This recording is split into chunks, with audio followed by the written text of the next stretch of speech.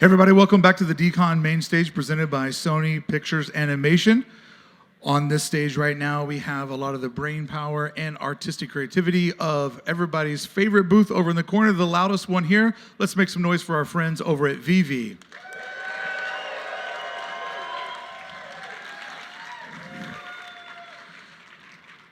So I was trying to explain to people what it's like doing a panel with VeVe, because we did one last year. I'm like, it's got that .com energy, but the people don't suck. You know what I mean? It's like people that are excited about making money, collecting, but also excited about art. And I have to say right out of the gate, Reese, David, what makes your movement different than all the other companies is you got a great product, and we'll get into that, but you built a fucking community. And that is the most important thing any creative can have. And I've been putting up daily vlogs, and the first ones had nothing to do with VeVe, and the comments were like, VeVe! It's like almost like Viva Revolution, man. People are so fired up. So let's talk about this. One of the big announcements this week is the VeVe-verse. And now we're gonna not only get collectibles, but we're gonna start offering a virtual space to go into, to explore, and to keep celebrating creativity and art, but in a whole new way that people haven't done it before. How excited are you about this next evolution of the business? Very excited, personally. Yeah, this has been quite a long time coming. So to do the first look demo this weekend was super exciting for us. I trust that it was for everybody here as well. But really, that's the next stage of social interaction when it comes to these collectibles, right? It's not just the community that we've built here that gives us opportunity to build that across borders and across the internet. So when you say it's been a while to do this, 2 years, 3 years, the company's been around for 5. Like, how long have we actually been trying to build the verse? Yeah, thanks. Thanks for having us on the show here. Thanks for the fans. Yeah, we envisioned the digital collectible to be in a digital space for quite some time. I mean, it was always in our roadmap, you know, what we so-called the afterlife of the NFT. What else are you going to do with it? Right. And what else you could do with it, and how you want to interact with it. You know, some of the most basic interactive, the AR function, the showrooms, these were rolled out pretty much on the day one. The VeVe first, the whole idea of these collectible to be in another digital space has been in the works for past 2.5, 3 years. But the brainstorming really started in about 2017. What I found interesting about when I first was brought into your world was that you had already out of the gate said people are going to buy these digital items, but they want to have a place to show them off. And there was the space, the room where they could do the collection. I know you guys were, once again, community focused. You really celebrated people that went out of their way to create these spaces. But it seems like going even further and keep bringing the digital experience in is going to be intricate to this amazing community. And, you know, there were a lot of people when you guys first started doing this that kind of gave you a little bit of shit because it was a controlled environment. VeVe exists inside of VeVe. But to those people, I'd say, over the last couple of years, we've seen a lot of nefarious cowboys roll in and roll out of town. A lot of people have got burnt, and your reputation has only increased. You got more people that trust you, and with the use of IP and branding, you're bringing more customers any day. So now, 5 years in, you guys feeling pretty confident about the decision to be in a controlled, closed environment and not just kind of be out there with everybody else? I'm feeling pretty good about it. Yeah. I mean, it seems like it's a difference maker because you all have confidence in these folks, and you know who they are. You know where to contact them. It's not all through a cloak of darkness. And I mean, there's a cool aspect to that side of the world. I'm not totally trashing it, but I think what you guys have done really well is you have brought consumer confidence to a space where a lot of people are like, what the fuck am I buying? What do I do with this? And I think you guys have really figured out a way to overcome that main obstacle. I really agree. And I mean, that was really crucial to our early success anyway, making sure that the app was easy to understand and made these collectibles really accessible, which you just don't get in the wider NFTs. Right. So let's talk about the verse real quick, the VeVe verse. My man over here in the front row, at the top of the hour, did not give a shit that we were sitting up here. He's like, I'm getting the drop, I'm getting the drop. And he got the drop. Congratulations. Is that how we're going to acquire real estate? Is it going to be that same way? Like, have we announced to people like how we actually buy into the verse and get our little plot of paradise? Yeah. So our vision of the metaverse, or what we call it in a way, is interactive storytelling. Where we're moving into is in phases. Okay. So the phase one is really about your home, the space that what we call the VeVe vault right now. It will be your surrounding, and the idea is how you invite your friends by sending them a link for them to come inside to look what you have built. We want to introduce accessories, furniture's package, to enhance your experience is what we're really going for. And then slowly we will be bringing out different type of showroom with different type of IP owners to experiment the metaverse, the digital space. And eventually, in one of our phase will be where you purchase. And we have a program where what we call the Master Collectors Program, where a lot of our collectors and users are starting to engage with is that you get points, you get rewards, and you get special invites, certain things. And that will be part of how eventually when the land comes out for sale, will operate. So I'm curious, when you say we're doing this in phases, and over the 5 years, there's been lots of different phases of the company. Is that because of research and development and being on the edge of technology, or is it also because of informing a customer base because this is all a new frontier? Yeah, you pretty much nailed it. That's a really good question. We've kind of felt that the metaverse, it's not relevant to what we were doing initially to be launched, to go ready to live. It's too deep. And what VeVe app is all about is to bringing, number one, the community, and number two is to get people to go outside to use the AR experiment, rather than just bringing people into the dark hole, into the metaverse, where I really believe that most of us are so stick to screen times these days. They kind of lost that social communication aspect. The metaverse for us, what we don't want is you come into it, you're in New York, I'm in LA, someone's in London, some other time zone, you come in and you don't see your friend in there. After 4 or 5 times you've been into this metaverse, you lost interest because you don't meet the people you want to communicate with. So instead, we're doing it phases to ensure that the audience and understanding this is the product they want and this is the experience they want. What comes worse is you come into the space and no one's there and you're by yourself. And once again, community. Frank knows this from being in the music industry. Bands that would easily get signed by labels were bands that had proven that they had already created an audience because the record label knew they had less work to do because people were already willing to buy the product. Same. So as a content creator for VeVe, my job is going to be to not only understand what I want to do and what maybe my collectors want, but to look at what they can provide, and then I'm going to do my artwork customized to work with their model. So as their thing gets more complex and works better and has more functionality over time, I'm going to work with them to provide assets. So like if I end up getting to have like an asset library for Labbit's Enchanted Forest where I create all the cartoon backgrounds and all the trees and all the stuff, and then you can plug it into your room experience, then you have an option of like, you can be in like my style of world, but you, the customer, are actually designing it to make yourself happy. It's almost like I want to give you a set of Legos to play with in their metaverse.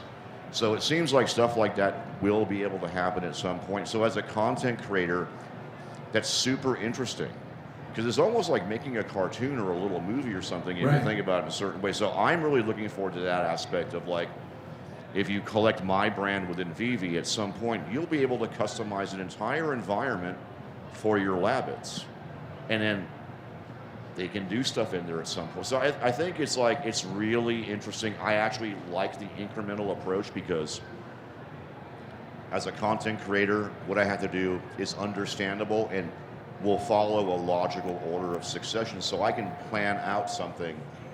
It's a nice thing. You know, Yeah. I'm not just going to be slapping like, here's an existing thing, stick it in there. Like, more and more, I want to like suit what I provide the platform to work well within the platform.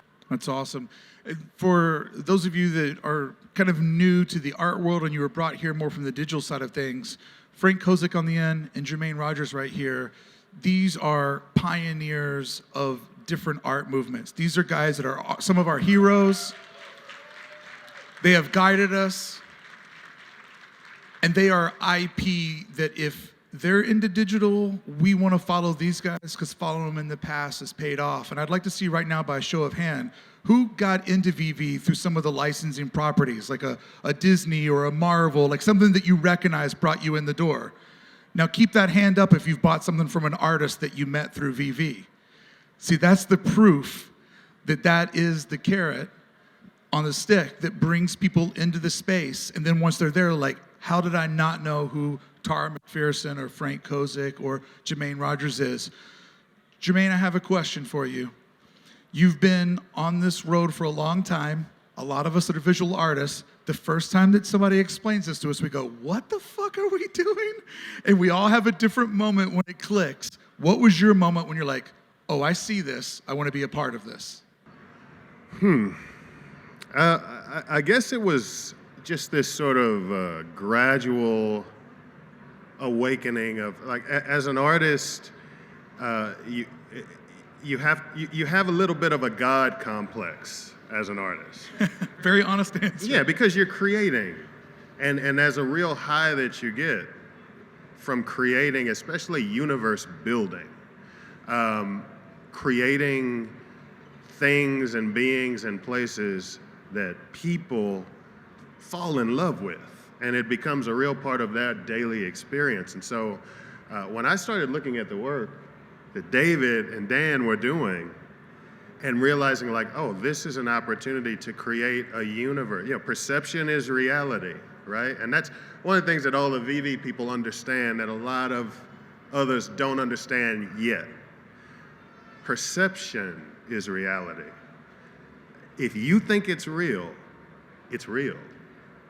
And art works on that whole premise. Like the whole exercise of art is this sort of illusion that if you can get one other person to believe in it, it's real. And so this idea mixed with the technology, it's just, for me, it's just delicious to me to think that I can build a world here that really has no physical boundaries and that challenges the viewer to decide how they want to interact with the art. Like, are you really here for the art, or are you just here for stuff? Now, if you're here for both of them, that's great too, right? But I'd like you to at least be into it for the artistic experience on some level. And for artists like Frank and Jermaine, what I'm excited about is both of these guys learned to design within restraint of screen printing, clients, low budgets. So now that they're in a world where everything's possible, they both know that restraint is their signature style. So I'm always very excited to see how gentlemen like yourself balance that. Well, I've always been these colors within these restrictions. And how do they make the impossible possible without overdoing it? You know, like the first time I opened up Photoshop, I was like, look at all these colors. And then you go out and screen print, you're like, look at these 3 colors, right? And that's where good artwork comes from. So Jermaine, do you see a lane of possibilities, but also still trying to keep yourself in the fact that restraint has made you such a well-recognized artist? Yeah, I think restraint, because like the best art imitates nature. You know, it's what the whole idea of color theory, for instance. It's like nature is perfect color. You look at an apple, a red apple on a green tree, and it looks so great. And you go like, oh, wow, the color spectrum says that these 2 colors make each other brighter. Well, that's nature, it's evolution, right? Well, the fact that that is the case, nature shows restraint. So I want to continue to show some restraint. That's more discipline in showing restraint than there is in, just throwing stuff out there. So I want to continue to show restraint, but don't get me wrong, don't get it twisted. Like, if these dudes keep making it possible for me to like do freaky stuff, yeah, I'm gonna do it. Yeah. Because yeah, if I can Spielberg, then I'm gonna Spielberg. That's what I'm excited though, is to see folks like yourself and Frank experiment in that space, because I know that you have the instincts to say, this fits inside of my world. And so I'm excited to see that world move and to be able to walk through it and hold up a camera and be like, whoa, this is how Jermaine would imagine this forest that I'm standing in front of, And I'll just say, that's why that VeVe verse is so awesome, because I just think of like an area like, for instance, my storylines, like an area of like the woods, where the deeper in it you go, these as a weirdness going on, it's a little disturbing, but you feel comfortable there, and it's just amazing. We're really in the midst of a time that's like we're in a golden age here. It's a really good time to be doing this work. Something I found, yeah, that's amazing. Something I found awesome about your booth though, at the VeVe booth this weekend, was that there's physical goods in there, right? So not only have you brought people in through this space, but now like the Jermaine Rogers character that's up on the platform there, such an amazing piece. Like it's fun to see it kind of go back and forth, right? And so let's talk about the idea of you guys actually making physical goods as the digital company. Yeah, probably wasn't what we set out to do initially, because it was very much a digital product. But as we've seen across this weekend, a lot of people here probably haven't been to a DesignerCon before and maybe wouldn't have come otherwise. But through the digital platform and finding that, people have flown in from Europe, people have flown in from around the country, and now we can combine that and reintroduce physical products and physical works, because that's where it all began, right? So for us, it's a really satisfying way to be able to link those products and link people to the creators of them. And I'm assuming as CEO and working with companies, let's talk a little bit out of the gate when you're getting your first licensing deals. I'm sure you got a lot of, what the fuck are we doing? But now with companies like Lamborghini literally rolling into the booth, are those deals? Yeah. Hands up if you drive a Lambo as your daily driver. Yeah. You guys just let you sit in the garage like me? Is it just starting to make more and more sense and it's getting easier for you to ring that little bell on your desk that says, I just closed the sale? No, definitely not. It's been a huge challenge and collective effort from the team. Obviously, our biggest mission is to bring all the brands into a platform. So, how we envision the brand, many of you will know we have Marvel, we have DC, we have Star Wars, Star Trek. Most of these companies will never mix these IP into one app. Right. And the reason being is because they do believe that their IP should belong into the universe that they belong. But collectors out there and all the people in this room this weekend, when you're at your home, you display your collectible, your superhero. All your collectibles are superhero to yourself. So no matter what you do, they are collectively sitting on your shelf. It's been a long challenge, and this never stops. And the reason being is that there are a few reasons. Number one is to ensure we bring relevant assets or topic to the platform. We will never announce a brand or a partnership unless we feel our audience are ready for this. And these are some of the key pillars in our business and moving forward.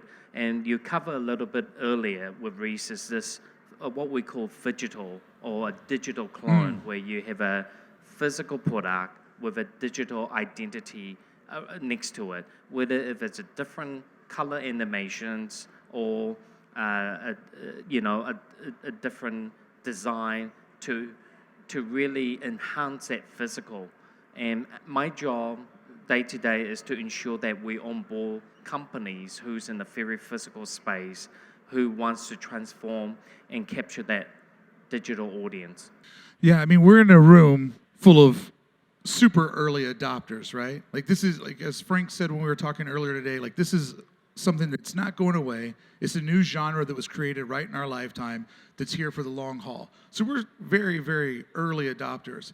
And I think that the phygital space is a very, very important half step that everybody else needs to follow us all into the future, right?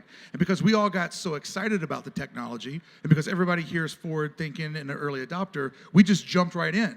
And there's a lot of people like my wife that are like, what the fuck are you doing?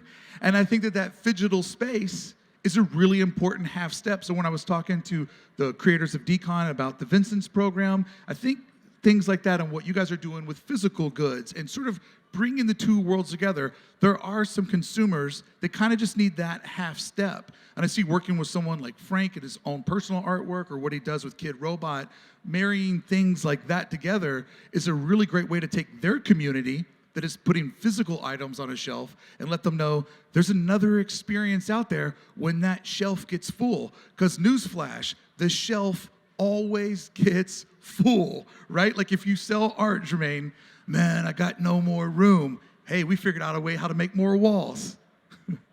Frank, how do you see the importance of, bringing in people in that half step to slowly get people to go into this thing that you're all on board on, but there is a little bit of consumer resistance that just needs to be met? Yeah, I mean, some people have the trouble, so some people, like, it's on the phone, it feels very ephemeral because they don't understand the underlying technologies and the value of it being on the blockchain. And that's a whole other discussion. Like, Yes. What are you really buying? You're buying a certain amount of computational time. It has value, right? So that's a deep level thing. In the short run, yes, like providing a digital match or a real life experience attached to your digital purchase, it does give people something to hang on to, right? And some of them will never quite get it, but most of them will like meet other people, and the talk will start, and the super fun collector competition starts, right? We all like to get the rare, and you'll get there. In the short run, though, the phygital model is actually really great for the independent artists and even the big IP, because my experience is that I probably have 10,000 new customers on VeVe, minimum, right? Most of them had no idea that you could actually get a physical Labbit toy or plush, or there were other artworks, they get to discover, right, stuff they may want, and I get new collectors that I had no other way to reach. That's valuable to IP and to artists, because what it does is we get an immediate short-term reward for doing a long-term commitment to VeVe's model. So it also helps us over a hump. It makes me feel real safe. It makes me want to do more. And as you all know, David collects toys, right? So, what you love originally is always going to be there. So to me, it's a win-win scenario. You win on both sides. Not only do you get faster acceptance, you get more security, but there's a short-term return. Just you get more action overall. And it's all free. Yeah. Like no one's paying for it, right? And I think that short-term gain, no, it totally makes sense, because I think that short-term gain gives people a customer confidence of like, well, I'm putting up $100 today, and I walk away with this in my hand, and maybe that digital part that they don't understand yet, when they're on their phone, AKA taking a shit, they're like digging around, they're like looking at stuff, like, oh, this is awesome, and it's that level of exploration when you're already, letting it all go anyways, that you start to dig around and find out other And also, like, what I saw happen here this year, I didn't come last year, is having the physical item is also like a way to gather people into an actual physical space. And there's something they can touch and get signed and screw Yes. with, right? And so even though the long-term true value will not be the t-shirt, it will be the NFT, right? Or the digital collectible, or whatever we decide we want to call it. In the long term, okay, that process of people physically meeting, that's something that doesn't really happen elsewhere in the digital landscape. Right. There's like the Ape Fest, but we all know what that is, right? Okay, it's a little weird, right? Yeah. So this is a way to actually bridge the gap between like the inhumanness of technology and like, we had a really fun weekend. A bunch of people hung out, they made connections, they made friendships, they fucking partied, and all I saw, okay, Everybody that is like, dude, this is weird. This is weird. Why are you doing that? I go, look, man, like all I saw all weekend was everybody was happy. Yeah. And if, you know, collecting and art doesn't make you happy, it's not good. So this is good because y'all were pretty stoked this weekend, right? Right? Is anybody pissed off or sad that you came?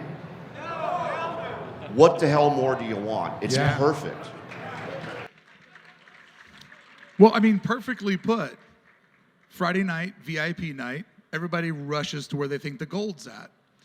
You guys are a digital business. It's all quote unquote make believe and invisible, but I saw a real fucking line and I saw a lot of people standing in it and they were having a good time. Because if you're standing in line for something that you love, it's part of the experience. It's part of the journey. And the people around you love it. Like everybody here has probably met somebody standing in line for a concert. You love the same band. You identify with the same sort of morals of the artist. And I saw people over there doing what they normally don't do.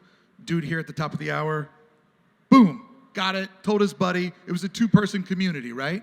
But over there, everybody was having fun, standing in line, being together. So it does show that a digital community has fun standing next to each other and be like, what do you collect, or what are you into? What are you standing in line for? What are you trying to get? Can I see the price list? Like it's those moments that just make this a full circle experience.